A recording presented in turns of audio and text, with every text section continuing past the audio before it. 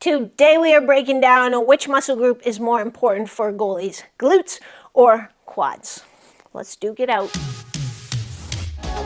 Welcome back to Goalie Training Pro TV. Maria Mountain here. I am an exercise physiologist. I specialize in off-ice training for hockey goalies. And today we're talking about which muscle group is the most important for a goalie, quadriceps or glutes, and why keeping them balanced is essential to both performance and injury prevention. Oh my goodness! First, let's talk about why balance is so essential to your performance on the ice. Let's say you have been doing squats and that kind of thing, but also a lot of knee extensions and exercises are reverse Nordic hamstring curls, those kinds of things that are really building up your quadriceps. Well, then your glutes don't have the strength and power. They're going to limit you a bit on your big, powerful lateral pushes. Let's say the converse is true. You're loving your deadlifts, and again, different types of squats to get your glutes a little bit more, hip thrusts, those kinds of things. So your glutes are really strong, but your quadriceps are lagging a bit. That's going to hurt you a little bit on your butterfly recoveries through certain parts of the range of motion. They both contribute, but kind of at different points in the range of motion.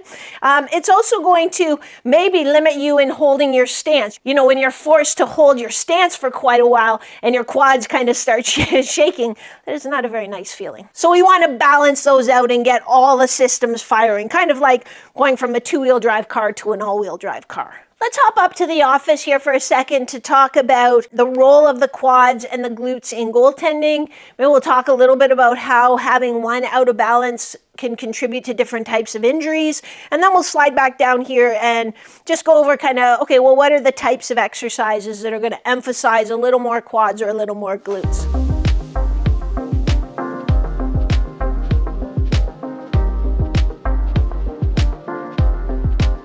So we're going to hop on the old whiteboard and look at sort of what are some of the movement patterns that will be a little bit more glute dominant, a little more quad dominant.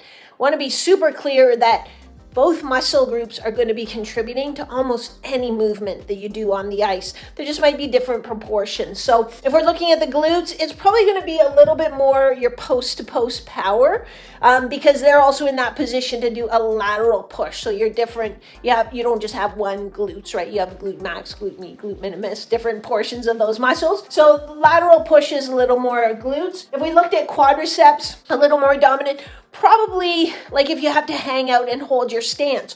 Although it depends on how you get into your stance. Do you slide your knees forward a bit more over your toes, or do you sit back with your hips a little bit? So that will change the proportion of glutes and quads that you use. If we look at a butterfly recovery, so getting up from your butterfly, at different points of that movement, you're going to be getting different contributions from, more contribution from your quads or more contribution for your glutes. So they really do all blend together. I'm interested to know what you feel. So I'm interested to know, the first part of the question is, when you get fatigue in either your glutes or your quads, which is it? Which gets fatigued in you?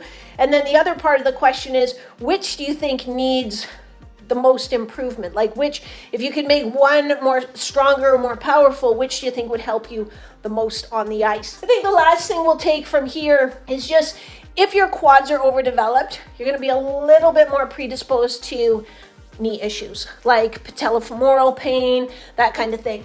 If you have overdeveloped glutes, it's going to be a little bit more back issues.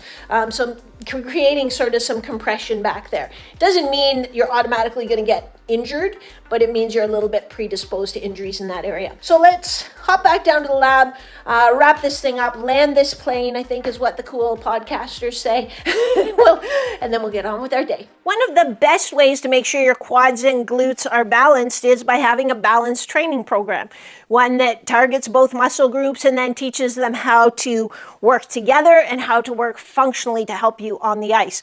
And this is the thing I see, especially in goalies that kind of cobble together their own workouts from stuff they see on the internet. And it could all be really good stuff, but without understanding sort of the balance and the volume and the intensity and time under tension, you can go down this path, which leads to a lot of goalies getting, and it seems like it's typically more overdeveloped quadriceps by trying to put together their own routine. So we want to look at, well, what exercises kind of put a little more emphasis on the glutes. Most of these exercises work both muscle groups together. The glutes can extend the hip, they can abduct the hip, so push laterally. The quadriceps can flex the hip, so bring your knee up towards your chest. That's one of the muscles that crosses both the hip and the knee.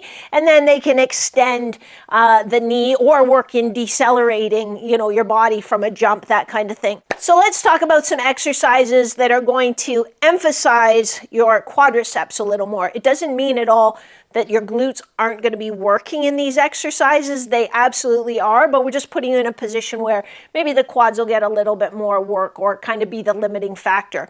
Exercises like a front squat. That front squat position has you keep your torso a little more upright.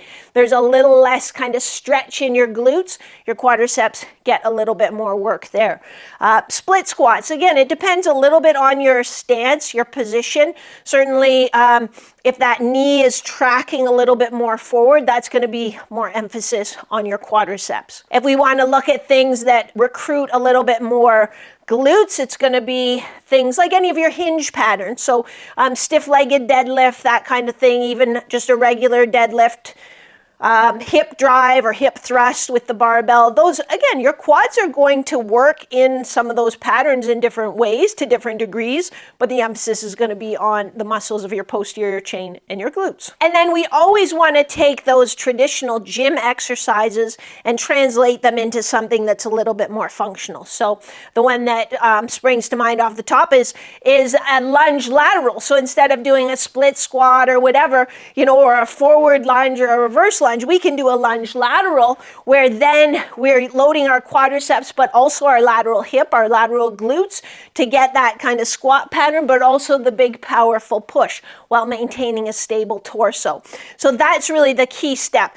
Our regular strength training, we want to make sure that we're not building an imbalance that's going to give us trouble, like we talked about when we were upstairs. And then we always want to take it and make it functional, so those muscles are working together in a way that's similar to how we might be using them on the ice. Couple key points. Number one, your training has to be consistent.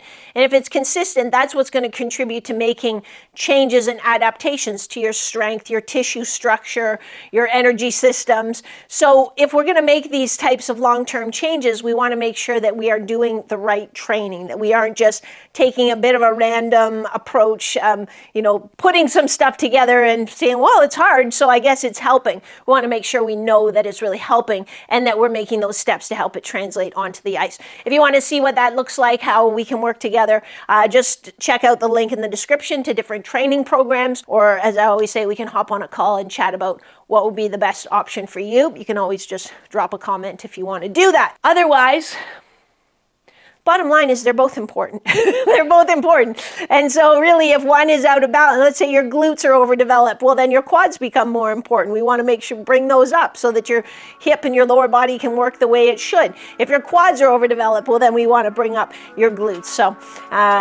bit of a trick question there. I love you guys. I will catch you next week. Same bad time, same bad channel.